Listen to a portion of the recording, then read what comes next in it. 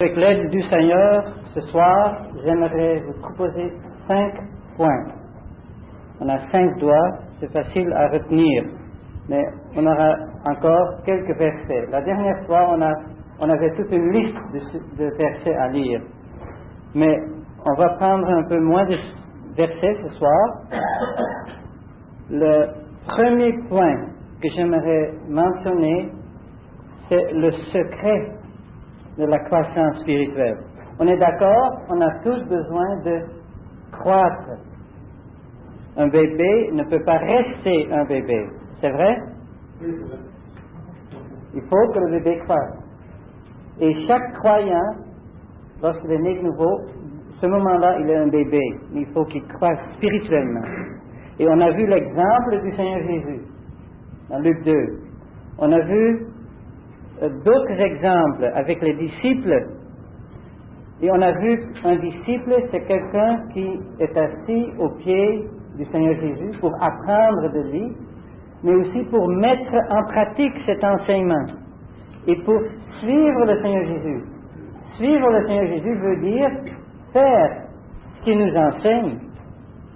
Et la dernière fois, nous avons vu beaucoup d'exemples.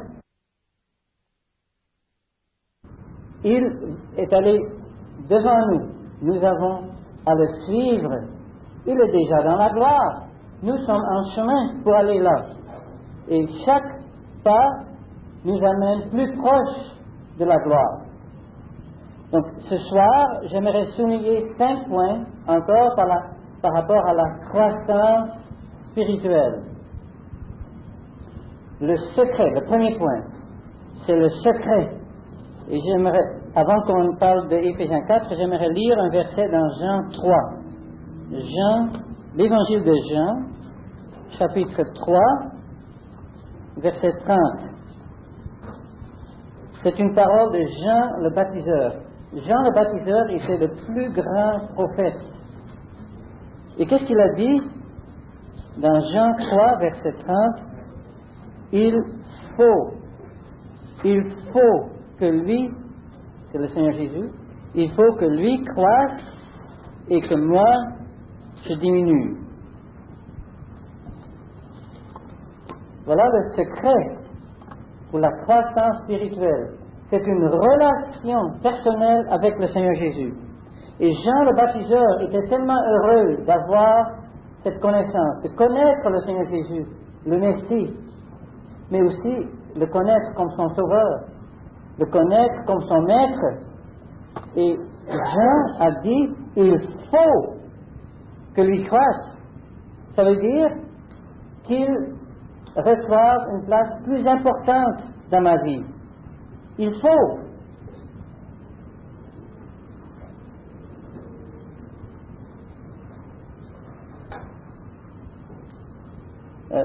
Brièvement, dans Jean 3, vous le savez peut-être déjà, mais il y a 3 il faut dans Jean. Jean 3, verset 3. Il faut être né de nouveau.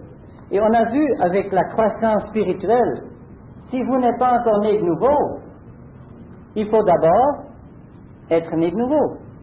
On ne peut pas croître si on n'a pas la vie nouvelle. Si on n'est pas né de nouveau, on ne peut pas faire de progrès. Donc, première, il faut être né de nouveau. Jean 3, verset 3. Et il y avait un deuxième il faut dans ce chapitre. Il faut que le Fils de l'homme souffre. Le Seigneur le dit de cette façon-là au verset 14. Il faut que le Fils de l'homme soit élevé, afin que quiconque croit en lui ne périsse pas, mais qu'il ait la vie éternelle. Est-ce que tout le monde ici croit au Seigneur Jésus? C'est une question de vie ou de mort. C'est essentiel. Sans cette vie-là, vous êtes perdus. Le Seigneur a dit, il faut être né de nouveau. Et pour cela, il fallait qu'il soit élevé à la croix, qu'il se donne en sacrifice. Il n'y avait pas d'autre moyen.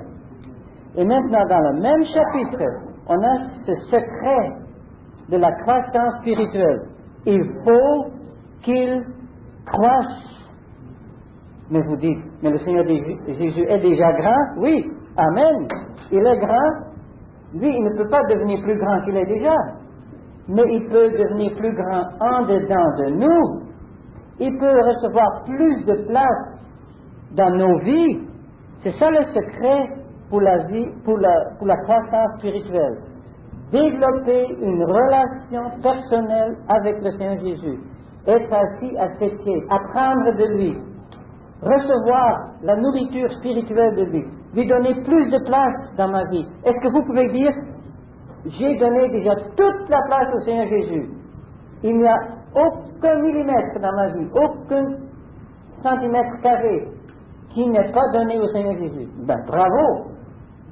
Mais en général, on doit dire, avec Jean le Baptiseur, il faut que lui fasse. On doit encore lui donner plus de place. Peut-être c'est une question de lui donner plus de temps dans ma vie, plus de dévouement. On va revenir au dévouement. Ou, une autre question, le Seigneur le sait, et le Seigneur nous parle, il faut que lui croisse. Donc pour faire des progrès, il faut lui donner toute la place. Ça c'est le premier point. Et ça continue tout le temps. Cette relation personnelle avec le Seigneur Jésus, il faut cultiver cette relation. Ce n'est pas une question que vous êtes sauvé aujourd'hui, donc maintenant vous pouvez juste faire ce que vous voulez. Non, c'est une question maintenant d'écouter, être à ses pieds, apprendre de lui. On a vu cela aussi une fois. Le deuxième point ce soir, pour la croissance spirituelle, on a besoin d'une œuvre de Dieu. Et je concentre maintenant sur la parole de Dieu.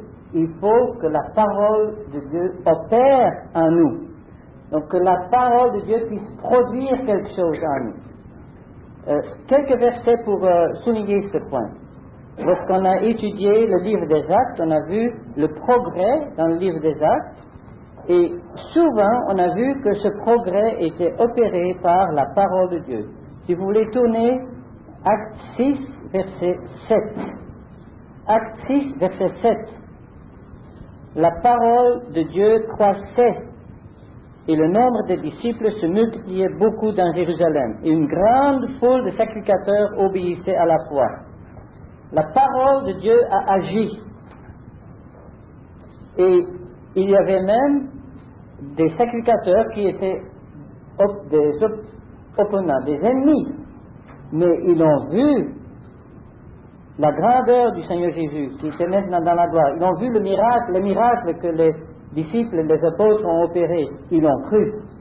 C'est le résultat de la parole de Dieu. Et ainsi, la parole croissait. Mais ici, il faut que la parole puisse croître aussi en nous. Un autre exemple, chapitre 12, verset 24. Acte 12, verset 24. Mais la parole de Dieu croissait et se multipliait. Pourquoi je lis ce verset aussi? C'est dans le contexte d'une œuvre de l'ennemi. Bien-aimés, autour de nous, l'ennemi rôde comme un lion qui cherche à nous dévorer. Peut-être vous dites, mais moi je remarque pas ça. Mais on vit dans un monde très dangereux et l'ennemi est autour de nous pour essayer de nous dévorer. Mais là, on voit la puissance de la parole de Dieu. La parole de Dieu peut nous protéger. La parole de Dieu peut nous donner la nourriture, ce dont nous avons besoin. La parole de Dieu peut nous donner la force pour être des soldats, des hommes faits, pour pouvoir être forts et résister à l'ennemi. La parole de Dieu va produire quelque chose. Encore un exemple. Acte 19, verset 20. Acte 19, verset 20.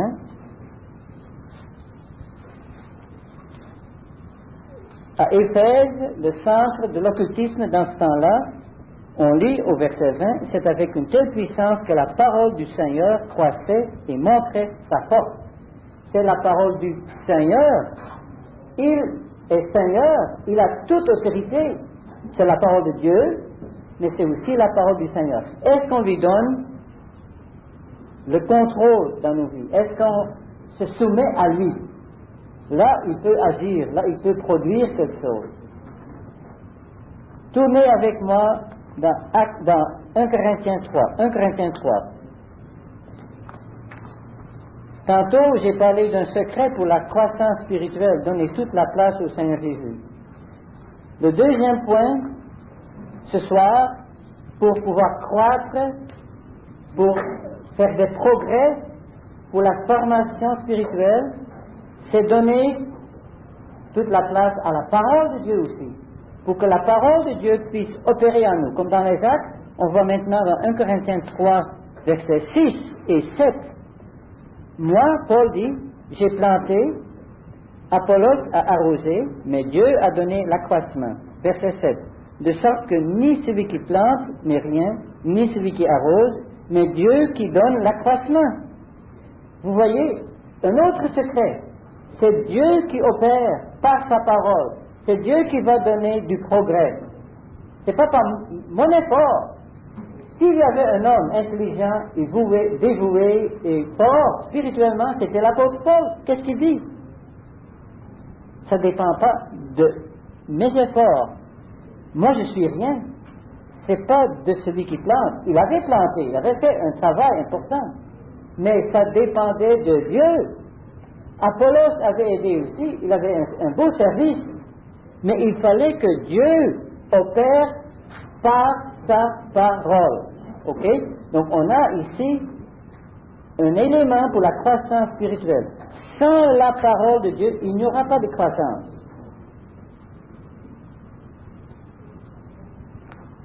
Tournez avec moi à Colossiens 3. Donc on parle de la parole de Dieu pour la croissance spirituelle.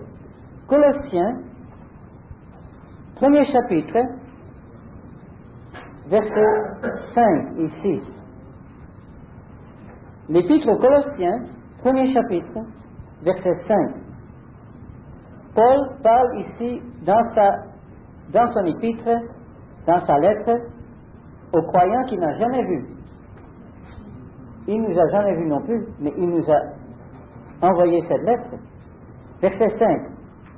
L'amour que vous avez pour tous les saints, à cause de l'espérance qui vous est réservée dans les cieux et dont vous avez déjà entendu parler dans la parole de la vérité de l'Évangile qui est parvenu jusqu'à vous, comme aussi il est dans tout le monde et qui porte du fruit et croît, comme aussi parmi vous, depuis le jour où vous avez entendu et connu la grâce de Dieu en vérité, comme vous l'avez entendu d'Épaphras, notre bien-aimé compagnon de service.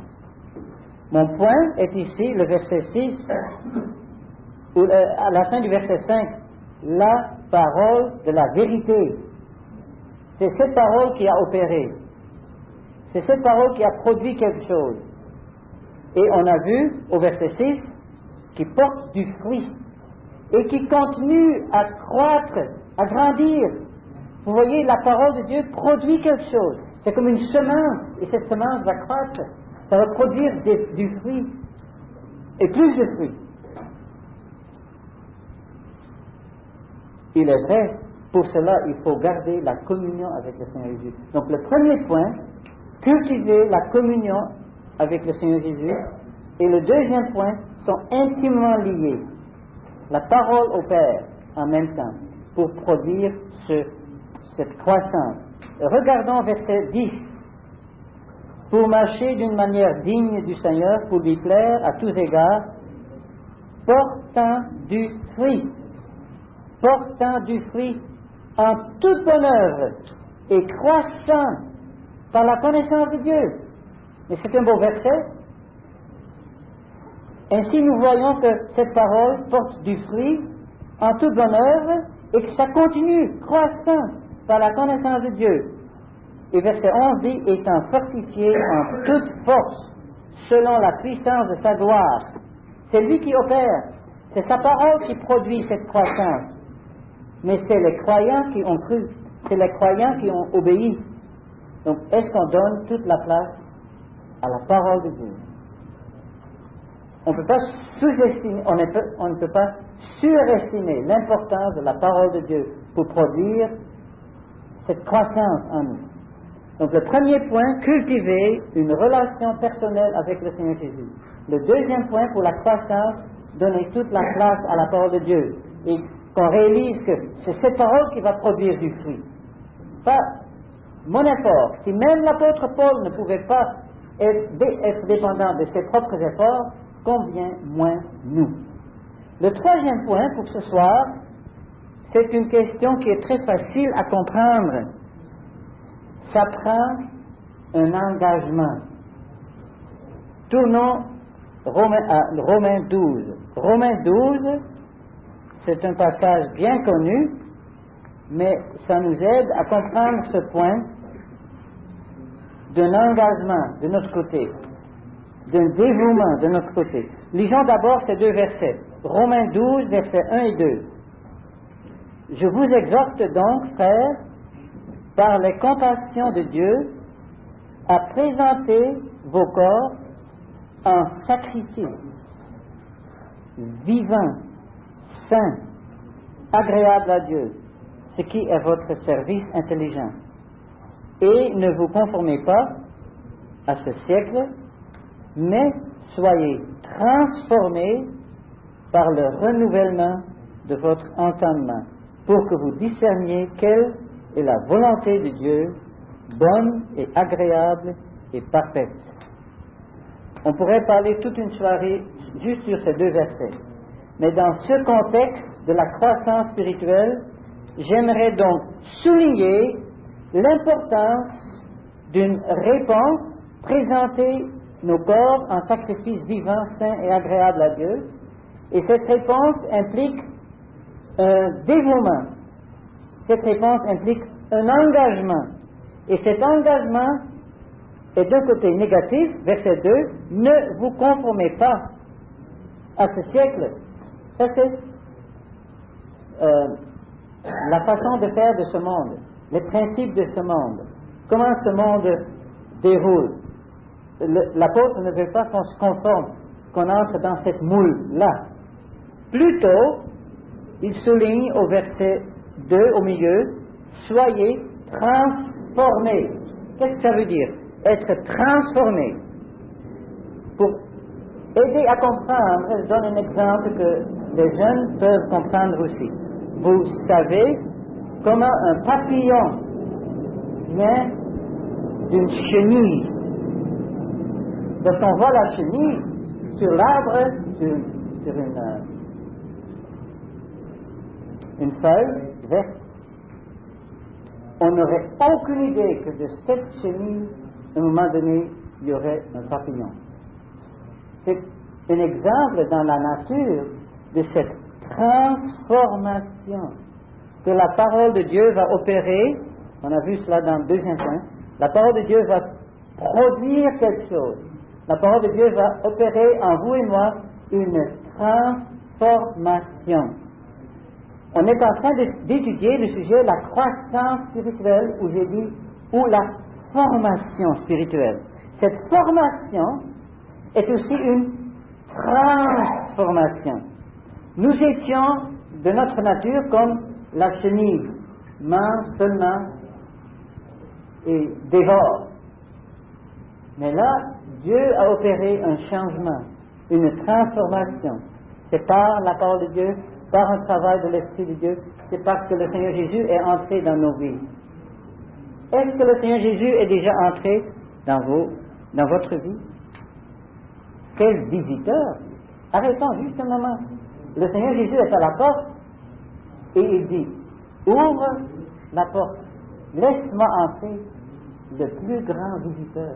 Moi je veux être dans ta vie. Moi je veux contrôler. Moi je veux te rendre heureux. Mais pour cela, il faut qu'on lui donne toute la place, comme Jean le Baptiseur, qu'on donne aussi la place à la parole de Dieu. Ainsi, il y aura une transformation. Donc le troisième point, c'est un engagement de notre côté. Oui, Seigneur Jésus, je veux que tu aies toute la place. Je veux ouvrir la porte pour toi. Je veux donner la place à la parole de Dieu. Je veux prendre du temps. Mais ça ne dépend pas de mes propres efforts, je le dis tout de suite. Ça prend un travail de Dieu, on a vu cela. Mais ça prend donc de notre côté ce dévouement, cet engagement, par amour pour le Seigneur Jésus qui s'est donné lui-même pour nous. Dans ce contexte-là, j'aimerais vous proposer le 4e point. La transformation est pour un but important. Pour devenir conforme, formation, transformation, pour être conforme à l'image du Seigneur Jésus. Retournons Romains 8. Romains 8, quelques pages en arrière. Donc on aborde maintenant le 4e point qui sera un peu plus long. Romains 8, verset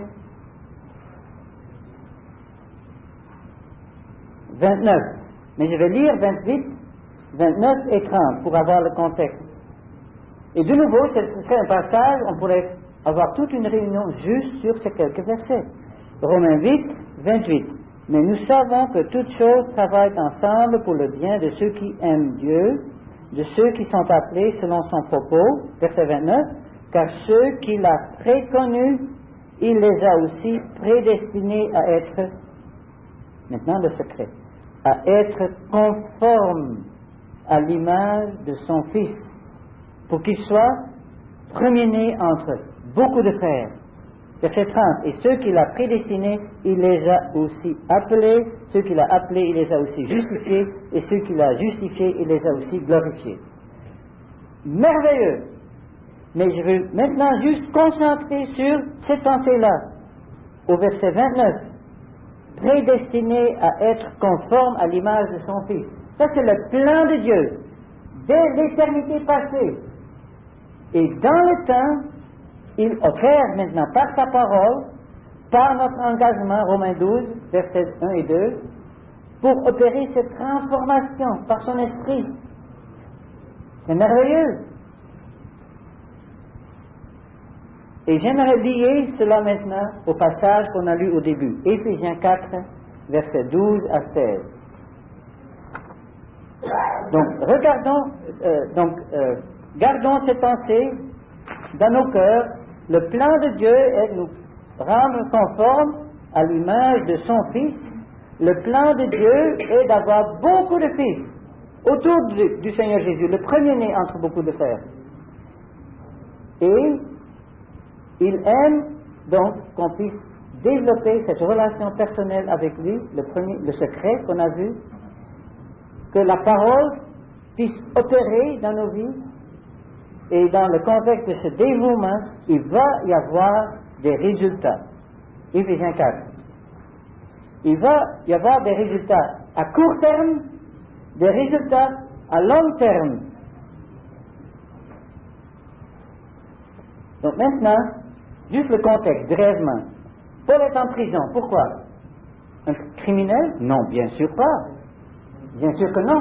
Il était là comme prisonnier du Seigneur. Il était là en prison parce qu'il était un témoin du Seigneur Jésus dans la gloire.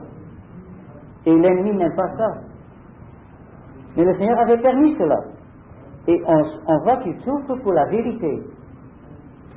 Et là, au début du chapitre 4, il parle de l'unité.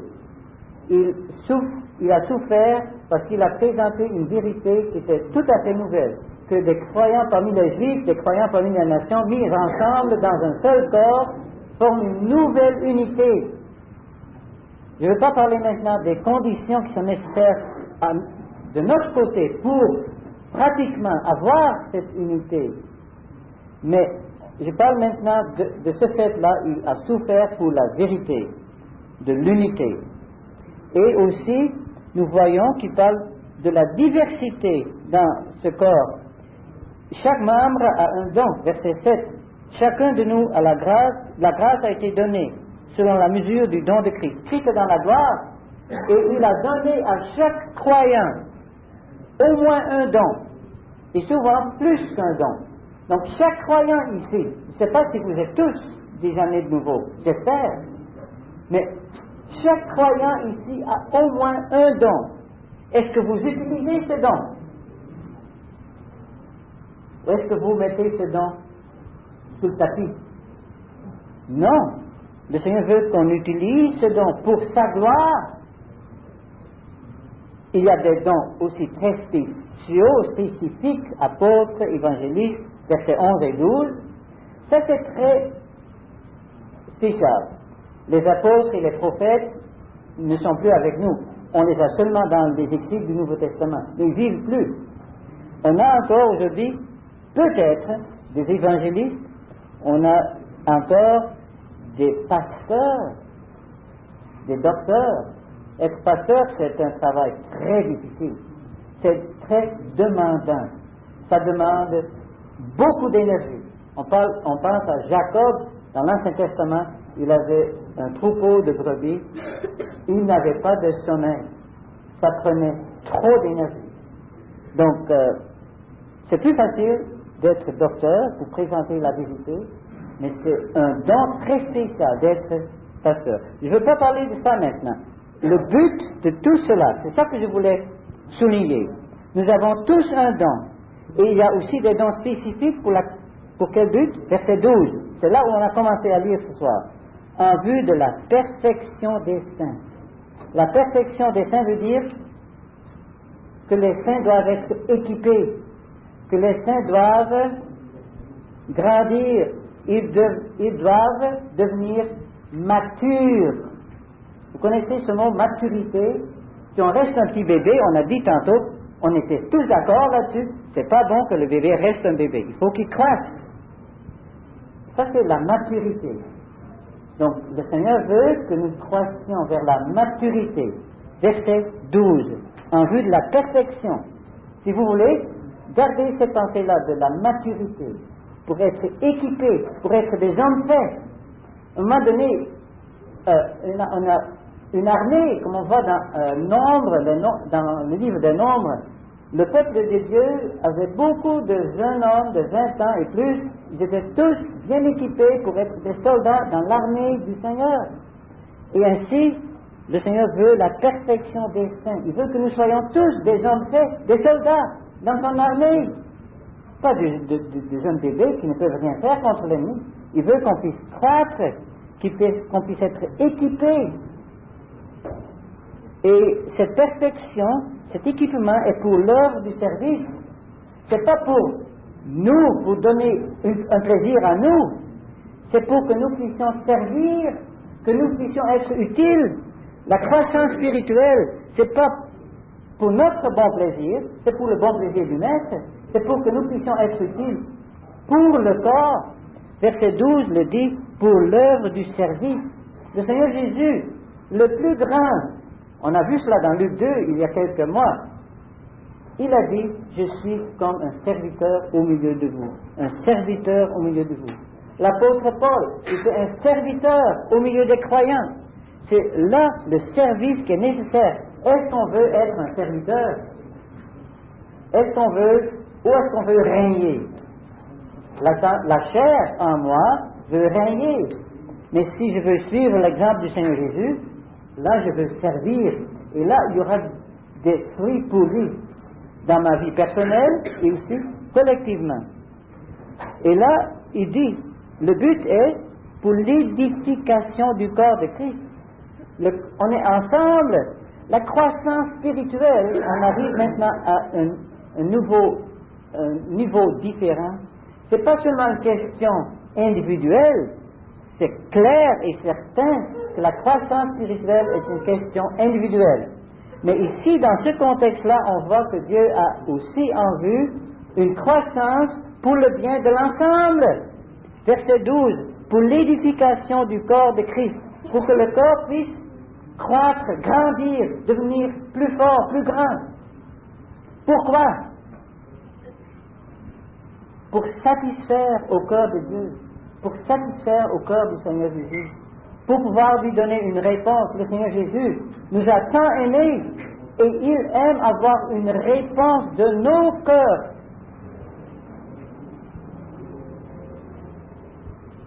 Maintenant, je veux revenir à ces deux buts. Verset 13. Le but ultime, jusqu'à ce que nous parvenions tous à l'unité de la foi et de la connaissance du Fils de Dieu à l'état d'homme fait. Tantôt, j'ai utilisé cette expression, un homme fait. Ici, nous voyons que le Seigneur a à cœur que l'Église dans son ensemble serait vue comme un homme fait, qui a fait donc du progrès, qui a fait la croissance, et qui est arrivé maintenant à cet état. à la mesure de la stature de la plénitude du Christ. Quand est-ce qu'on va arriver à ce niveau-là? Ce ne sera pas avant l'enlèvement de l'Église. Pourtant, c'est un standard de Dieu. Si vous voulez croître, voilà. Si nous voulons croître, ça c'est le standard de Dieu, pour que nous parvenions ensemble à l'unité de la foi et de la connaissance du Fils de Dieu. Que nous puissions lui donner toute la place, on a vu cela avec Jean le Baptiseur, qu'on puisse l'aimer, le connaître, c'est maintenant encore par la foi, parce qu'on n'est pas encore dans la gloire, on est encore sur la terre, donc c'est une question de foi et de dévouement, comme on a vu, d'engagement, mais entre-temps on va croître à la mesure de la stature de la plénitude du Christ. La plénitude du Christ veut dire l'Église est remplie de lui. Quand est-ce que ce processus sera terminé? Lorsque l'Église va être tout à fait remplie de Christ. Le plan de Dieu est pour l'Église que l'Église reflète Christ. Aussi longtemps qu'il y a encore des éléments de la chair ou de moi-même, je ne reflète pas Christ 100%. L'Église va refléter Christ 100%. Christ va remplir l'Église, tous les membres, 100%. Ça, c'est le plan de Dieu. Maintenant, le plan de court terme, verset 14, il y a deux aspects. Un aspect négatif. Pourquoi on a besoin de la croissance spirituelle? Regardons encore le contexte. Pourquoi on doit croître spirituellement? Verset 14 donne la réponse. Afin que nous ne soyons plus de petits enfants, de petits bébés. Il y a 7 points là. Petits enfants, ballottés, emportés, ça et là, par tout vent de doctrine, dans la tromperie des hommes, 5e point, dans leur habileté à user de voies détournées, 6 et 7, pour égarer, 7e point, égarer. Il y a là, donc, le plan de Dieu, court terme, pour que la croissance est nécessaire pour que nous ne soyons pas ballottés et emportés. Mais, d'une façon positive, verset 15, déjà maintenant, le Seigneur veut que, étant vrai dans l'amour, ça c'est une belle expression, vrai dans l'amour, ça veut dire la vérité, la lumière, va ensemble avec l'amour. Le Seigneur veut que nous soyons vrais dans l'amour. Il y a des frères qui sont très forts dans la vérité. On va maintenir la vérité. Mais, il faut le faire dans l'amour. Il y a d'autres qui voient seulement l'amour et qui ne voient pas l'importance de la vérité. Là, il n'y a pas d'équilibre. On a ici un équilibre important. La grâce et la vérité, l'amour et la vérité vont ensemble. Et ça, c'est pour la croissance spirituelle, donc. Que nous puissions croître, vous voyez cela au verset 15, nous croissions en toutes choses jusqu'à lui. Il nous attire, on croit jusqu'à lui, qui est le chef, le Christ. Tantôt, je veux lire encore un verset dans Colossiens 2, mais je veux finir ce passage. Il est le chef, donc on croit vers lui. La croissance est vers lui. Ensuite, verset 16, de lui, tout le corps, donc on reçoit de lui, duquel tout le corps vient ajusté, lié ensemble par chaque jointure. Tantôt, j'ai dit, chaque croyant a un don. Ici, nous voyons dans le corps de Christ, chaque croyant est important. Pour cette croissance collective, c'est important que chaque croyant fasse des progrès. Chaque croyant fonctionne selon l'opération de chaque partie dans sa mesure. C'est impossible que vous dites, mais moi j'ai pas de don, moi si j'ai quelque chose, je le mets sur le tapis, je laisse faire, les autres s'en occupent. Non, chaque don est nécessaire, chaque membre est nécessaire, chacun doit être impliqué dans ce travail pour produire selon l'opération de chaque partie dans sa mesure, l'accroissement du corps. Donc là on voit comment la croissance spirituelle, c'est pas seulement une question personnelle, individuelle, c'est aussi une question collective pour opérer ensemble sous le regard du Seigneur et pour son bon plaisir, pour l'édification de lui-même en amour. Ce verset 16 donne au moins 7 points aussi par rapport à cette croissance. Ça c'est donc croissance, le but court terme, négatif, positif. Et au verset 13 on a vu le but long terme. Encore un verset, dans Colossiens 2 verset 19, dans ce même contexte qu'on a vu tantôt, il y a une exhortation dans Colossiens 2 verset 19 pour tenir ferme le chef. Le chef, c'est le Seigneur Jésus dans la gloire. Nous devons tirer de lui tout ce dont nous avons besoin. Et la tête, si on va couper la tête, s'il n'y a pas de lien entre la tête et le corps est mort. Le Seigneur ne veut pas que nous soyons morts spirituellement. Il veut que nous puissions fonctionner, mais pour cela, il faut tenir ferme le chef, et ensuite, de lui, le chef, la tête, on va recevoir les instructions, on va recevoir la nourriture, et on sera bien unis ensemble. De nouveau, l'aspect collectif, des jointures, des liens. Et qu'est-ce qu'on voit qui croit de la croissance ou de l'accroissement de Dieu? Dieu opère. On a vu cela avec Paul, 1 Corinthiens 3. C'est Dieu qui travaille, individuellement, collectivement. Maintenant, je veux terminer avec le 5e point, pour la croissance spirituelle, et on va revenir à cela une autre fois si le Seigneur nous laisse encore ici. Mais je mentionne ce point déjà maintenant, la pratique de la croissance. La pratique de la croissance. Et là, on va parler d'autres passages une autre fois, mais pour ce soir, juste un verset dans 1 Pierre 2. 1 Pierre 2. Donc, on va terminer avec ce passage, le 5e point, pour la croissance spirituelle. Et c'est un passage très pratique. Peut-être vous avez dit dans votre cœur, dans votre pensée tantôt, mais ça c'est très compliqué ça, Éphésiens 4, là, je ne peux pas comprendre cela, c'est trop compliqué. C'est compliqué. Qui peut comprendre, par exemple, le fonctionnement de notre cerveau avec ces milliards de cellules, ces cellules qui sont toutes interconnectées? Qui peut comprendre cela? Ça dépasse notre compréhension. Qui peut comprendre que chaque croyant est lié à Christ dans la gloire? Il est notre chef. Chaque croyant. Si tu es un croyant, Georges, tu es lié au Seigneur Jésus. Comme moi. C'est merveilleux. Et en même temps, on est lié avec tous les autres membres du corps de Christ. Qui peut comprendre cela? Mais maintenant, pour terminer, une pensée plus facile à comprendre. Dans 1 Pierre 2, pour la croissance spirituelle, ça prend une pratique. Ça prend qu'on mette certaines choses en pratique. 1 Pierre 2, versets 1 et 2. Rejetant donc toute malice et toute fraude et l'hypocrisie et l'envie et toute médisance, désirez ardemment comme des enfants nouveau-nés le pur lait intellectuel, afin que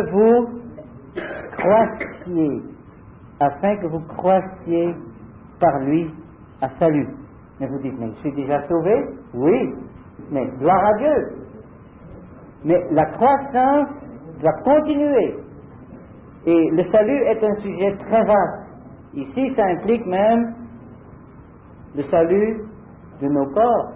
On sera enlevé de cette terre. Mais ça implique aussi la protection contre les ruses de l'ennemi. Mais je veux parler de la pratique de la croissance. D'un côté, un aspect négatif. Il y a 5 points là. Rejetant donc toute malice. Pour croître, pour faire des progrès à l'école de Dieu, pour apprendre du Seigneur Jésus, il faut pratiquer quelque chose. Il faut que moi je fasse quelque chose.